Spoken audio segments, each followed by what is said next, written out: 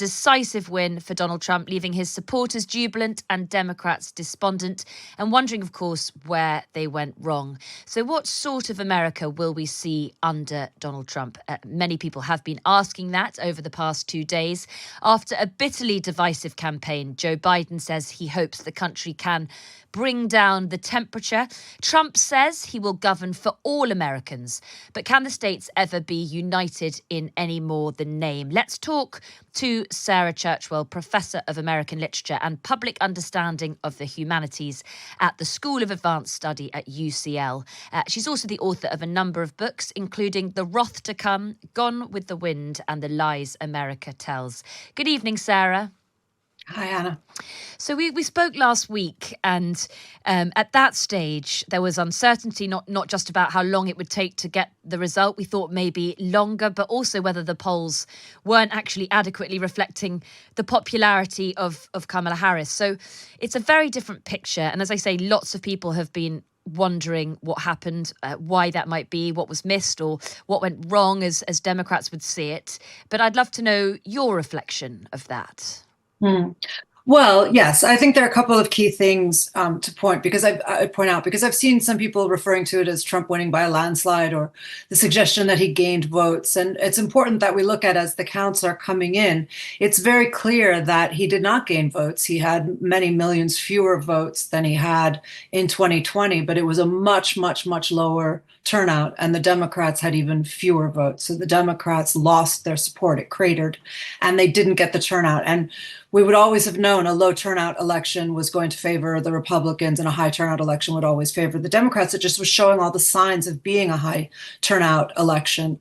Yes, the Democrats need to figure out where that went wrong, why they lost their own supporters and the Biden voters, but it isn't so much of a question of a crossover votes. It isn't that they were looking to bring Republicans over, and they certainly failed to do that. But it is their core support who didn't come out in too many places. That said, Can I just ask one quick thing, which actually goes to that point, which is that, well, I think one of the reasons why is that although they lost the swing states, they actually lost the swing states by lower margins than they did some of the other states, which suggests actually that the campaigning they did was reasonably successful. It did actually, the Harris campaign did overcome some of the deficits where it had all of the campaigning, but where it wasn't campaigning, they simply did not get their own voters out sufficiently, and they weren't enough even in the swing states to overcome the deficits. So the enthusiasm wasn't there, and look, there are a lot of people asking exactly why that was. There are, people will have different explanations. People are pointing fingers, trying to figure out what the mistake was. My own view, and I thought this at the time, and other people will see this differently, but my own view is that I think that people are very hungry for something that feels, it's all well and good to say we're focused on the future, we're not going back, but I think people wanted a big vision and a big promise of like, this is what we're going to do. We're going to take this on. We're going to solve this problem. We're going to deal with the corruption in our politics. We're going to, to get the big money and the vested interests and the special interests out of our politics.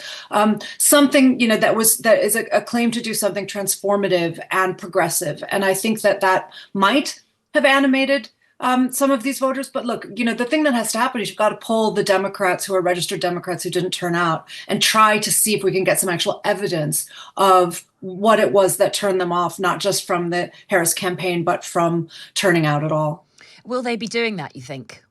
Yeah, I think they will be trying, because these are registered Democrat voters. So trying to get more information, people will be digging to try to figure out, we have to figure out what went wrong because we have to rebuild some kind of progressive coalition. Some people are saying that this is really right now the Democrats are, if they barely cling on to the House, that will be, I won't say a miracle, but it will certainly be good news and a stretch, and they may not. And if they don't hang on to the House, then they don't have any political power nationally right now at all. And so there are people saying, the Democrat Party as we know it may be finished and may have to rebuild, and we have to see, what will happen. But certainly a real reckoning is going to have to take place. I mean, one of the things we discussed was the potential, as it was sort of seen or as imagined, of women, of young women in particular, who shouldn't be underestimated, it was said. Are they ones who didn't show up, or what happened to that vote? No, they voted for Trump. Young women under 30. There were more. He gained much more of the youth vote than we would have expected across gender lines. But certainly, it was the young men who did turn out.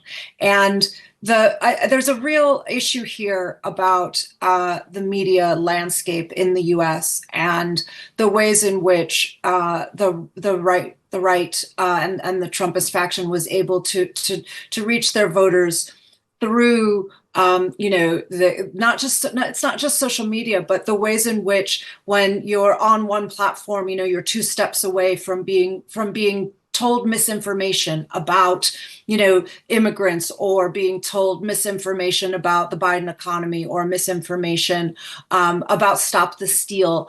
And so people who are watching not necessarily political programming are being exposed to these ideas through the cultural programming that they're watching, through whatever shows it is that they're, consuming as entertainment. And then they're being exposed to really serious misinformation that is misrepresenting the facts. Like, for example, the Stop the Steal. There's growing evidence to suggest that a lot of the people who voted for Trump did so on the basis that they believe that the Biden victory in 2020 was illegitimate. They still believe the Stop the Steal misinformation propaganda, and they believed that they were saving democracy. There were exit polls saying that people who voted for Trump put democracy at the top of their priorities, and they saw themselves as defending democracy from Biden supporters who they believe already engaged or previously engaged in some kind of a coup, when of course the facts are very, very clear that is not the case. But that lie worked, and it's reaching people, and it's reaching across all kinds of segments of voters. I mean, that's really interesting, because I remember when before the result, we were hearing that people had put democracy as the top priority, and people may have,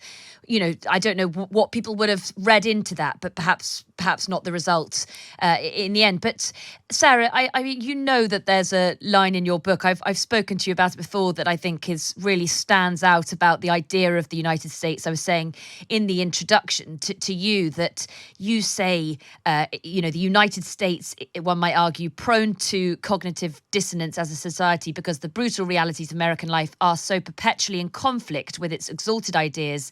Its very name suggests cognitive dissonance. Any country that calls itself the United States is protesting too much. And we don't have time to explore it in all its detail, but is the idea of a United States in anything else but name just one that we can't imagine? Is there any coming together? It's been so divisive?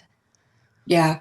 Look, I think unity is a long way, away, as you say, and at the moment, I think it's a long way from the way a lot of people are thinking. I mean, I was looking at I try to, as somebody who lives in Europe now, I think about comparative sizes and scales a lot, right? And the number of people who just voted for Harris is almost exactly the population of France.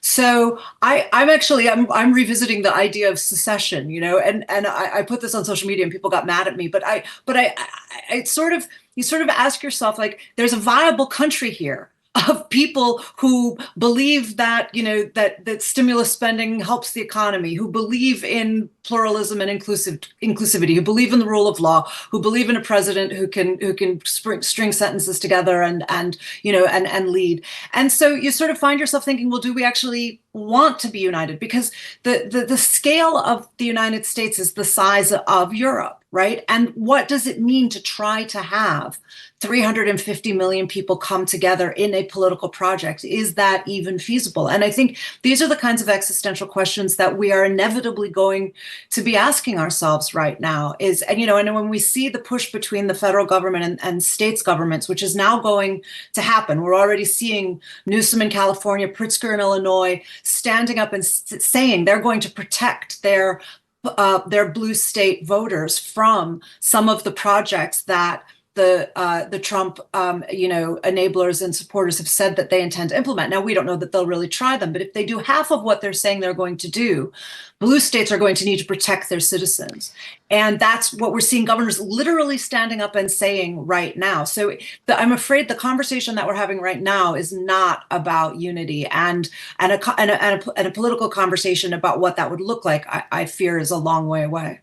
Well, it's really interesting. I mean, I'm sure that there are many people that hope that the day, could come. But really interesting to hear all your thoughts on that, as always. That's Sarah Churchwell, Professor of American Literature and Public Understanding at the University of Humanities at the School of Advanced Study at UCL, and author of a number of fascinating books as well that look into American identity. Thank you very much for joining us on Times Radio.